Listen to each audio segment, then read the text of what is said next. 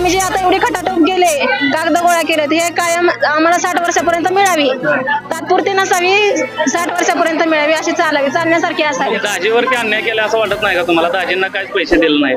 द्या पाहिजे तर दाजींना पण. दाजींना दिलं पाहिजे, भावाला दिलं. साधारण 1,500 मध्ये आपला खर्च महिन्याचा भागेल का? महिन्याचं तर नाही भागणार, पण थोडाफार हातभार तेवढं हातभार लागेल.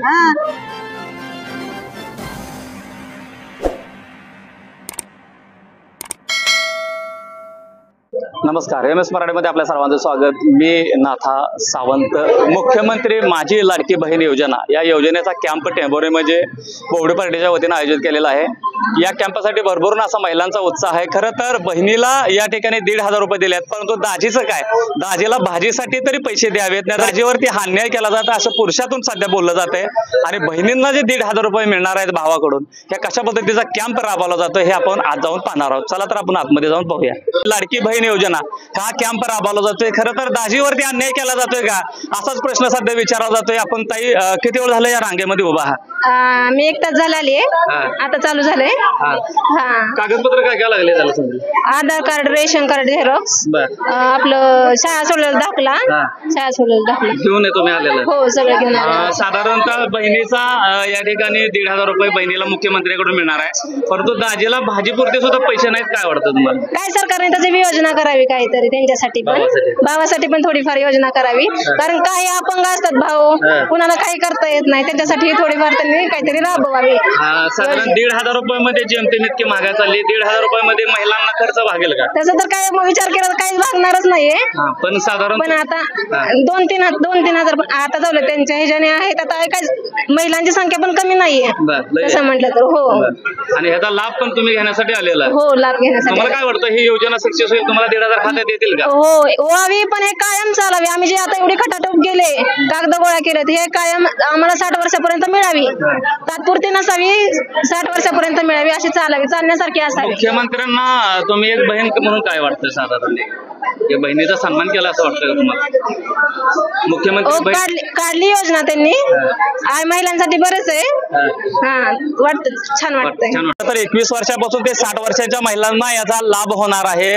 यामध्ये महिला आहेत. दीदी, काय वाटतंय की जे सरकारनं आज माझी लाडकी बहीण योजना राबवलेली आहे, पण दाजीवरती अन्याय केलेला आहे, भावावरती अन्याय केलेला नाही? योजना चांगली काढलेली आहे, पण रेशन कार्डचं पण म्हणजे अडचण आहे की जे बोगस रेशन कार्ड काढून दिलेले आहेत, त्याच्यावर अन्नधान्य भेटत नाही आम्हाला. 5-6 वर्ष झालं रेशन कार्ड काढून, अजून धान्य भेटत नाही, त्याच्यावरती नाही भेटत. मग त्याच्यावरती काहीतरी भेटायला पाहिजे, पण ते भेटत नाही.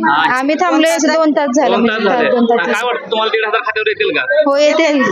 मुख्यमंत्री नरेंद्र मोदी साहेबांनी सुद्धा 15 लाखाचं आश्वासन दिलं होतं, पण 15 लाख जनतेच्या नावावरती आले नाहीत. ही योजना सक्सेस होईल का?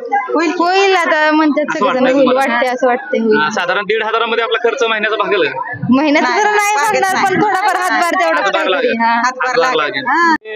ज्येष्ठ सुद्धा महिला या ठिकाणी शासनाचा जो आहे माझी मुख्यमंत्री लाडकी बहीण योजना याचा लाभ घेण्यासाठी काही महिला सुद्धा आहेत, ज्या ज्येष्ठ आहेत, ह्या महिला सुद्धा या ठिकाणी आहेत. काय वाटतं, फॉर्म भरून दिलाय का? दिला. काय काय दिलं फॉर्मा सोबत? आधार कार्ड ची झेरॉक्स, रेशन कार्ड झेरॉक्स. महिन्याला किती पैसे मिळणार आहे? आता किती मिळतात? 1,500 रुपये. 1,500 रुपये. असं वाटत नाही का मुख्यमंत्र्यांनी बहिणीचा फक्त आधार केला आणि भावाला काहीच दिलं नाही, किंवा दाजीला काय दिलं नाही, दाजीला भाजीपुरते तर पैसे द्यायला पाहिजे, असं काय तुम्हाला वाटत नाही का? आता दिलं तर आहे तिथनी शासनाने. शासनाची स्कीम आहे, पण भावाला सुद्धा दिले पाहिजे ना पैसे. नाही तुम्हाला? किती वेळ झाला तुम्ही रांगेमध्ये उभा राहिलेला? अर्धा तास झाला. बरं, काय तुम्हाला वाटतं किती महिन्याला किती पैसे मिळणार आहे? 1500 रुपये. 1500 रुपये मिळणार. काय कागदपत्र घेऊन आला तुम्ही आता? आधार कार्ड, बँक पासबुक, शाळेचा दाखला, तेवढं सगळं आणलं. सगळं. मग असं वाटतं की महिलांना मुख्यमंत्र्यांनी बहीण म्हणून त्यांनी 1,500 रुपये दिलेले आहेत, आणि दाजीवरती अन्याय केला असं वाटत नाही का तुम्हाला? दाजींना काहीच पैसे दिले नाही. द्या पाहिजे तर दाजींना पण. दाजींना दिलं पाहिजे, भावाला दिलं पाहिजे. मग काय असं अन्याय होतं असं वाटत नाही का तुम्हाला? वाटतंय की वाटतंय. मग बहीण म्हणून भावासाठी काय करणार आहे तुम्ही? असं काय वाटतं? मुख्यमंत्र्यांना काय सांगताल सर?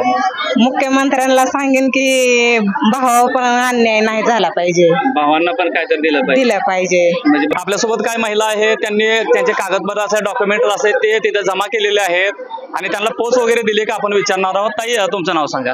पुष्पा पांडुरंग चव्हाण तुम्हाला तुमचे कागदपत्र जमा केले का? केले. काय म्हणले त्याला? पोस्ट ती वगैरे दिली म्हणले का? पोच नाही दिली, ती म्हणले फोन करून सांगतो आम्हाला तुम्ही. तुम्हाला फोन येतो म्हणले का? हा, म्हणले का? किती हा. दिवसात काय असं काय? हे सांगतो म्हणले तुम्हाला फोन करून असं कागदपत्र सांगितलं. तर ओके आहेत का तुमचे? हा ओके. त्यात काय राहिले का नाही कागदपत्र? काय राहिलं अजून. म्हणजे तुम्हाला फोन करून सांगतो म्हणले. हा किती वेळ झाला रांगेमध्ये उभा होता तुम्ही? तासभर आहे. 1 तास झाला. हा. तर तासानंतर तुमचं काम झालंय. हा मग तुम्हाला काय वाटतं 1,500 रुपये येतील का सध्यावर? येतील की. म्हणजे एका बहिणीला दिले पण भावावरती अन्याय केला असं वाटत नाही का तुम्हाला? नाही वाटत अन्याय तसं. आणि भावाला काय दिलं नाही ना? एका म्हणजे दाजीला तरी कमीत कमी भाजीसाठी तर पैसे द्यायला पाहिजे होते, पण दिलं नाही. काय वाटतं? भावाला पण दिला पाहिजे. दिलं पाहिजे. तुम्ही काय मुख्यमंत्र्याला काय मागणी करताल? काय नाही मागणी आम्हाला महिलांना पैसे मिळावे एवढेच म्हणतो आम्ही. आणि दाजींना भावाला काय नको का? दे की भावाला. भावाला बी दिली पाहिजे ना. बरोबर ते पण असं- योजना लागू करावी. बरोबर. अशी मागणी वाटत नाही का तुम्हाला? वाटते की भावांना पण द्यावे.